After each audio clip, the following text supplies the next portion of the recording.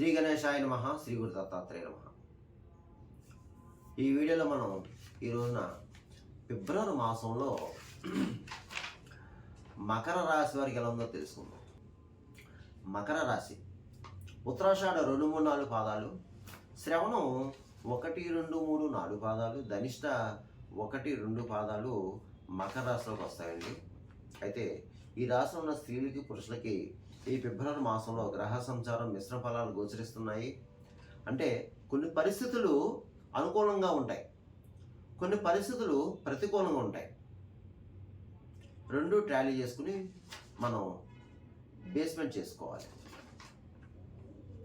అలాగని కంగారు పడాల్సిన పని అయితే లేదు. కాకపోతే ఏంటంటే కొంచెం దూరదృష్టితో ఆలోచించుకోవాలి. అది అందువల్ల ఏంటంటే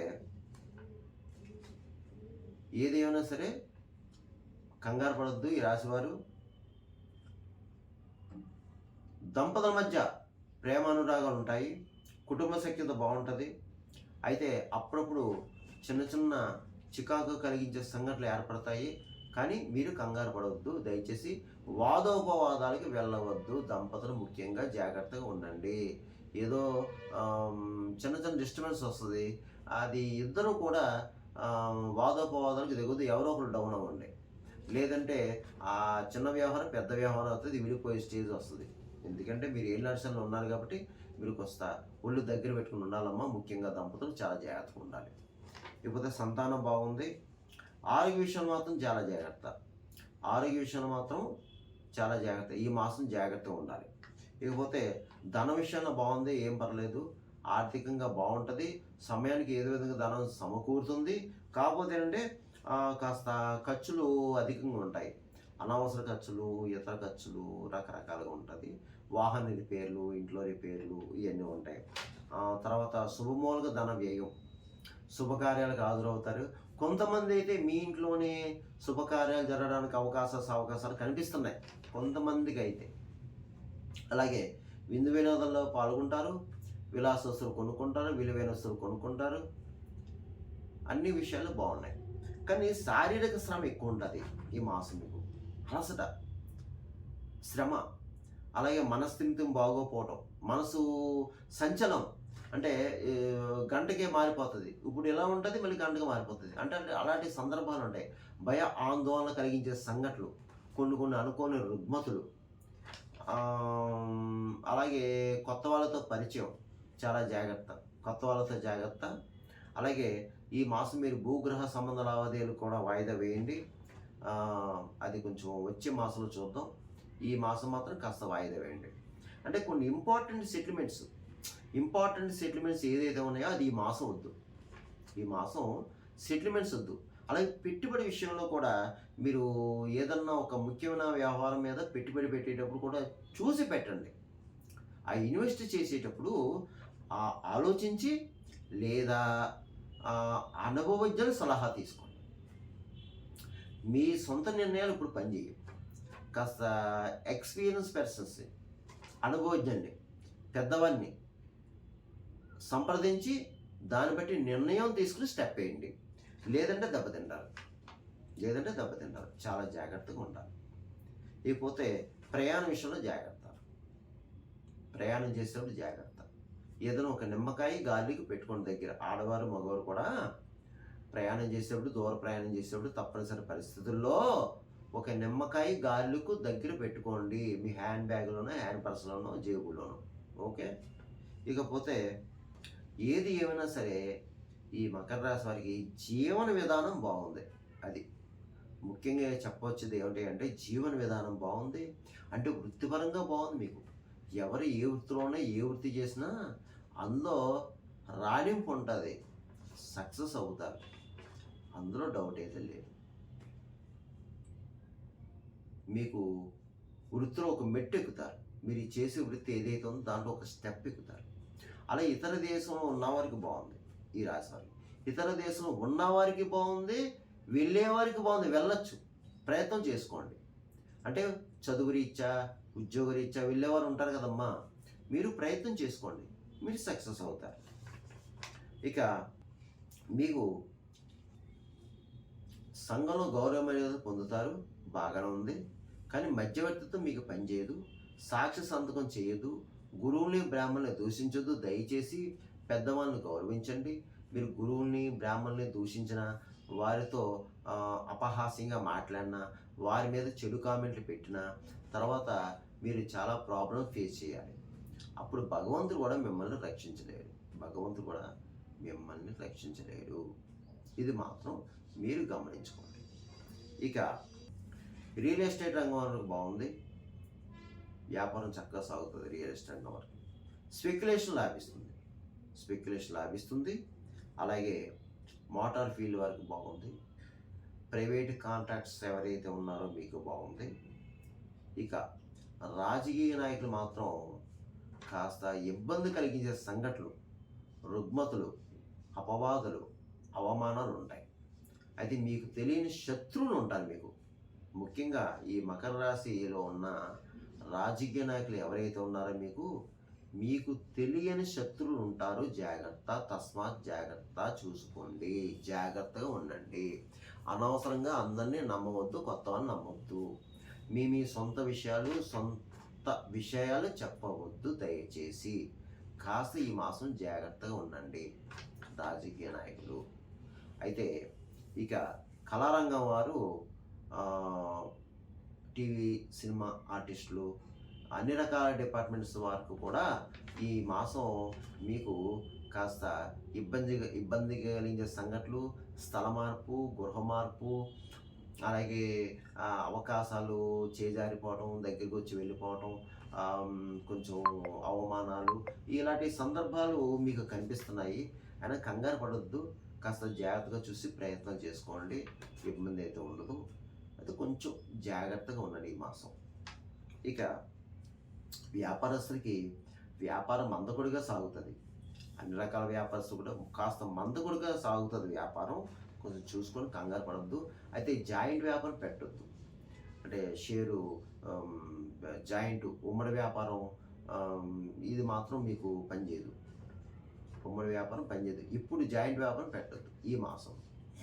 అలాగే ఇక ఉద్యోగస్తులు, ప్రైవేట్ పరంగా, ప్రభుత్వ పరంగా ఉద్యోగస్తులు మాత్రం మీకు కాస్త ఇబ్బంది కలిగించే సంఘటనలు కలుగుతాయి. పై అధికారులతో కాస్త మాటలు పడాల్సిన పరిస్థితి ఉంది. కానీ కంగారు పడద్దు. మీరు కాస్త ఈ మాసం ఓర్పుగా, నేర్పుగా ఉండండి. లౌక్యంగా మాట్లాడండి. కాస్త తల వంచుకోండి, తప్పులేదు. ఎందుకంటే మన జీవన విధానం కాదు, జీవనోతి పాడు చేసుకోకూడదు. కొంచెం జాగ్రత్త. అదే కొత్తగా ఉద్యోగం ప్రయత్నం చేసే వాళ్ళు మాత్రం కొంచెం గట్టిగా ప్రయత్నించాలి. ట్రై అగైన్, గట్టిగా ప్రయత్నం చేసుకోవాలి. అప్పుడు మీరు సక్సెస్ అవుతారు. అది ఇందులో కొన్ని బద్ధకస్తులు ఉన్నారు. ఆ బద్ధకస్తులు కూడా కొంచెం ప్రయత్నం చేసుకోండి. ఆ మందత్వాన్ని పోగొట్టుకుని ప్రయత్నం చేసుకోండి. ఇకపోతే విద్యార్థులకు కాస్త చదువు శ్రద్ధ తక్కువ ఉంటుంది. కాస్త శ్రద్ధ తక్కువై ఇతర వ్యాపకాల మీద వెళ్తుంది మైండ్. ఇతర వ్యాపకాలు, అది జాగ్రత్తగా చూసుకుని ఆ వ్యాపకాన్ని కంట్రోల్ చేసుకోండి. లేదంటే చదువు ఇబ్బంది అవుతుంది. అది ఇక ఈ చెప్పిన రాశి ఫలాలు, గోచార ఫలాలు కేవలం మాస ఫలాలు 40% మాత్రం మీకు పనిచేస్తుంది. మిగతా 60% కూడా మీ జన్మ జాతకం మీద ఆధారపడి ఉంటుందమ్మా. మీ జన్మ జాతకం, మీ జన్మ లగ్నం, మీ లగ్నం నుంచి ఉన్న గ్రహాల యొక్క పరిస్థితి ఏంటి, మీ జన్మ నక్షత్రం, రాశి, జరిగే దశ, అంతర్దశ, దాన్ని బట్టి పూర్తి రిజల్ట్స్ వస్తుంది. ఎందుకంటే ఈ మాస ఫలాలు, రాశి ఫలాలు కొంతమంది జరగచ్చు, కొంతమంది జరగకపోవచ్చు. ఎందుకంటే నాకు కాల్స్ వస్తున్నాయి, గురువుగారిని మీరు చెప్పినవి జరిగినాయి, కొంతమంది జరగలేదని కొంతమంది వస్తున్నారు. అందుగురించి చెప్తున్నాను, గమనించండి. ఇది అందరికీ జరగాలని రూల్ లేదు, జరగకూడదని రూల్ లేదు. ఇది గమనించి మీకు సలహాలు, సంప్రదింపులు కావాలంటే కింద నెంబర్ ఉంది నాది, ఆఫీస్ నెంబర్ ఫోన్ చేసి మీరు అపాయింట్మెంట్ తీసుకుని నన్ను సంప్రదించండి. మీకు సలహాలు, సూచనలు చెప్పడం జరుగుతుంది. ఇక ఈ ఫిబ్రవరి మాసంలో మకర రాశి వారు నేను చెప్పిన పరిహారాలు చేసుకుంటే ఈ మాసం అంతా మీకు యోగిస్తుంది. అది ఏమిటంటే, ఎక్కువ మీరు ఈ మాసం శివ ఆరాధన చేసుకోవాలి. ఎక్కువ శివ ఆరాధన చేసుకోవాలి. అలాగే శివాలయంలో ప్రదక్షిణలు, అభిషేకం, అర్చనలు చేసుకోవాల్సి ఉంటుంది. ముఖ్యంగా సోమవారం రోజున శివాలయంలో ఉదయం 7:30 నుంచి 9 గంటల మధ్యలో రాహుకాలంలో అభిషేకం చేయించుకోండి. అంటే 7:30 నుంచి 9 ఆ గంటన్నరలో శివ సన్నిధిలో ఉండడం, శివుడికి అభిషేకం చేయించుకోవడం, శివాలయ ప్రదక్షిణలు, శివాలయంలో కూర్చుని ఓం నమః శివాయ మంత్రం చేసుకోవడం, శివాలయంలో కూర్చుని కాలభైరవ అష్టకం వినడం లేదా చదవడం ఇవన్నీ చేసుకోవాలి.